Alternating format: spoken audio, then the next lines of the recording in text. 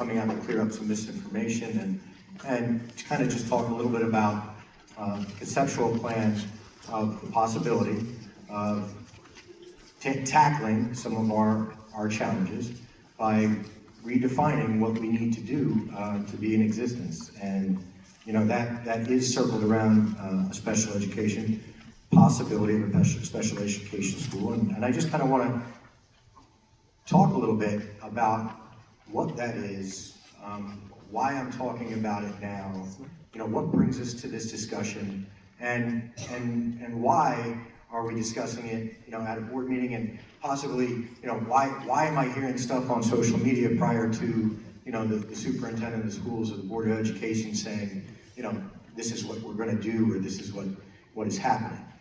So I'll start with that last piece really quickly, because, you know, everything that I've done and this board has done since I've taken over 4 years ago, we promised always to do in the mindset of several different things. Number one, is it good for kids? Number two, does it support our staff? And number three, does it benefit our taxpayers in the best way possible? I could stand here before you and look you all in the eye, and my board in the eye, and say that, you know, I take that credence extremely very seriously, and every decision that I make, whether, you know, we're ordering notebooks or pencils or whatnot, follows that same train of thought.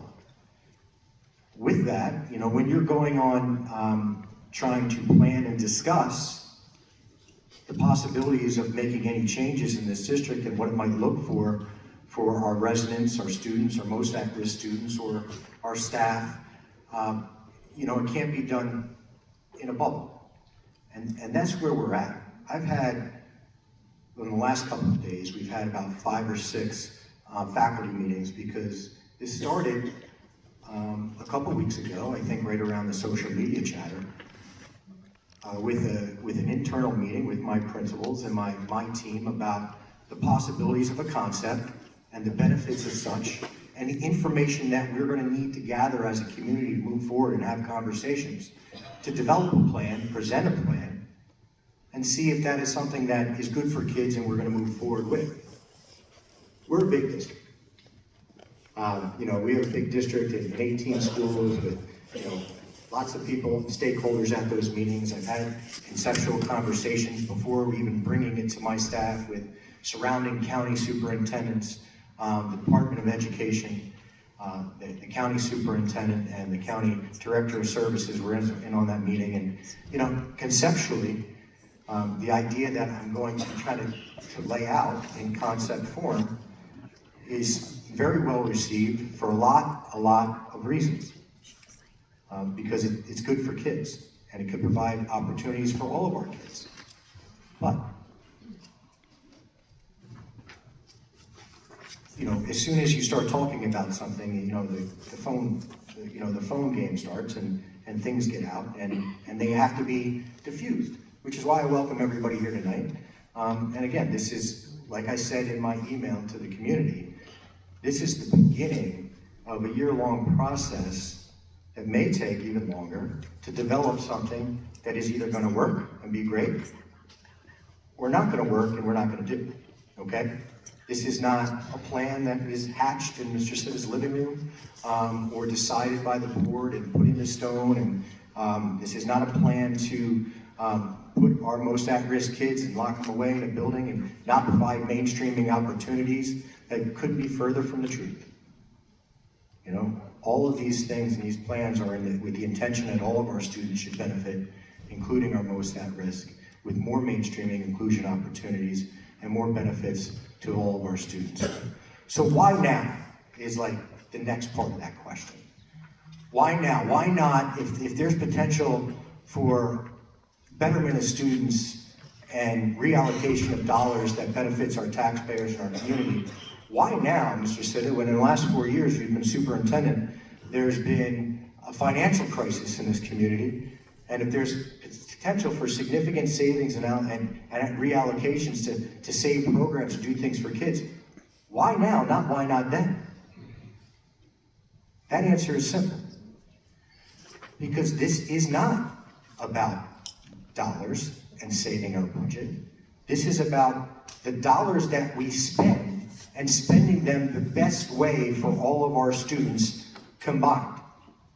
And when you have a $30 million budget hole year after year, if you initiated a plan or even talked about a plan that would affect children in programs, that would be filling a bucket and filling a hole and taking away from students. That is not what this is. Okay, so why now?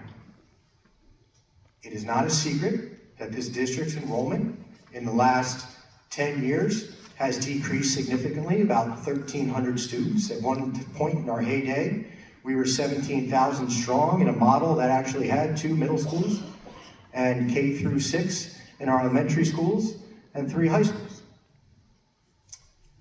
But while our enrollment has decreased on the north side of town, our demographics have shifted exponentially.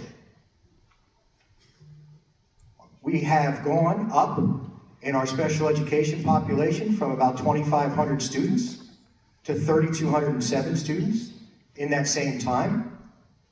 We have grown from 30 self-contained programs to over 107 and growing. Our budget in that area has gone from $38 to $39 million to what will be at the end of this year, $75 million. If we don't talk about as a community how to best serve our kids and stay with status quo and hopes, we all know when we hope for the state to do their fair share to the lowest spending district in Ocean County and in the state of New Jersey, but specifically in Ocean County, what happens? Nothing good. So how do we talk about possibly reallocation? Because this is what I can tell you. You know, those services have increased because of the needs that our students need. You know, the IEPs and the things that are in those programs, the costs have gone up tremendously. Why? Related services, nursing, OT, PT, all these things are driving costs that are growing and growing and growing, in addition to out-of-district schools. You know, we have 116 out-of-district students, okay, that are in programs, and the average price for an out-of-district student is anywhere between $90,000 and $150,000 per student.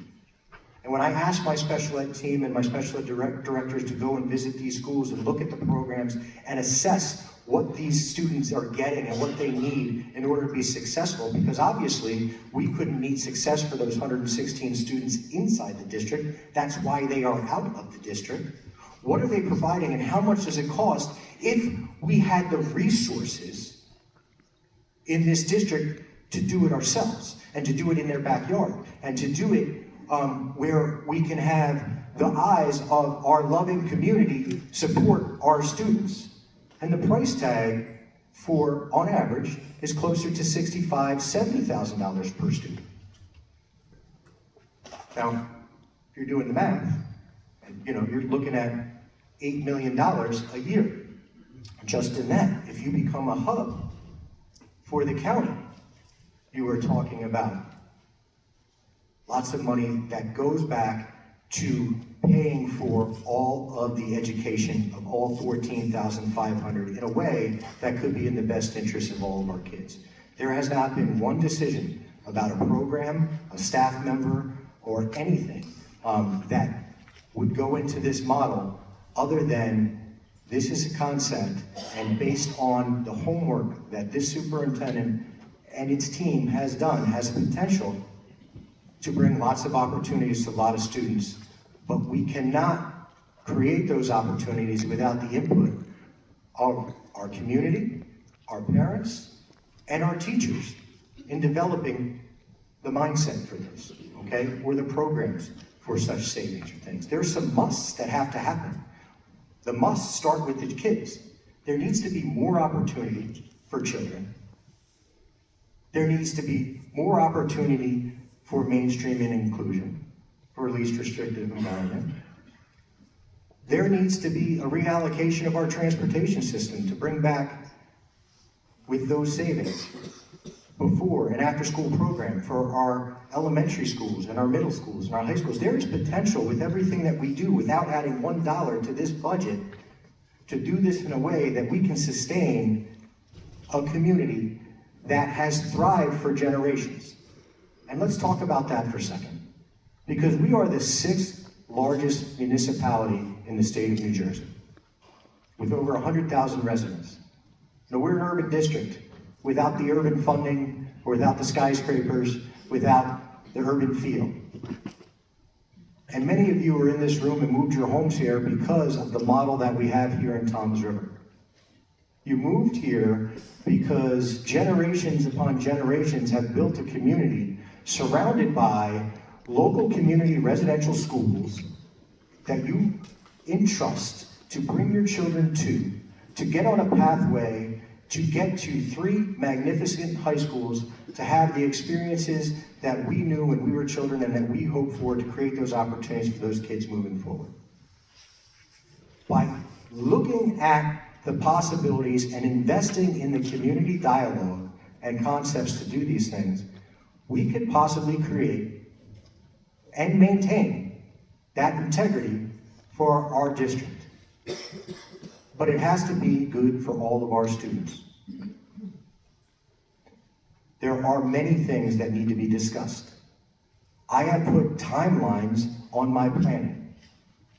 But if we don't meet our timelines, there is no guarantee that that's a very, very bold timeline I have given ourselves for a 26-27 year, a school year beginning of an adventure of putting 6th graders back in our elementary schools and possibly doing a countywide specialized service building that can have, I could sit up here and list a million different things that would be great for kids that are my ideas, that we'll use as a baseline for our discussions in our committees. But this isn't going to be built by Mr. Citta's ideas that he uses on his notebook or in his projections or the data that we get from our teams. This is going to be a collective conversation over the course of the next few months. I've already tasked our transportation department to see how we can bring back the Mercedes-Benz of transportation to make sure that kids aren't on buses for 2.5 hours a day to different programs, that things are in your backyard, that we can have before and after school programs, basic skills, extracurricular. What does that look like for 6th graders if they go back? You know, do you bring back elementary sports and opportunities for those things? Absolutely. We can build all of that, but I want to build it together, and I want to have those inputs together. This board wants to have that input together in this community. So, we recognize and I understand that human reaction is always, when you talk about trying to be progressive and you're trying to talk about maybe doing something that is a little outside the box that I strongly believe, could be good for kids and be the model for not only the county and the state, but the country, and how to get control of out of control costs. Because if we maintain the status quo, we're going to end up right back where we were with a $30 million problem a year. You're going to end up right back there.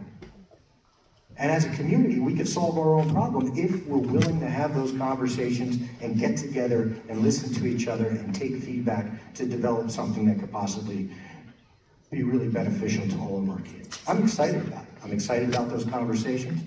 I'm excited about the input that we receive. Okay? But this is not about putting children in a building and not looking at a student's IEP and giving them what they need, or giving them the mainstream experience or the inclusion experience that they so well deserve or need. This is about expanding on that. This is about creating more of that. It is not that.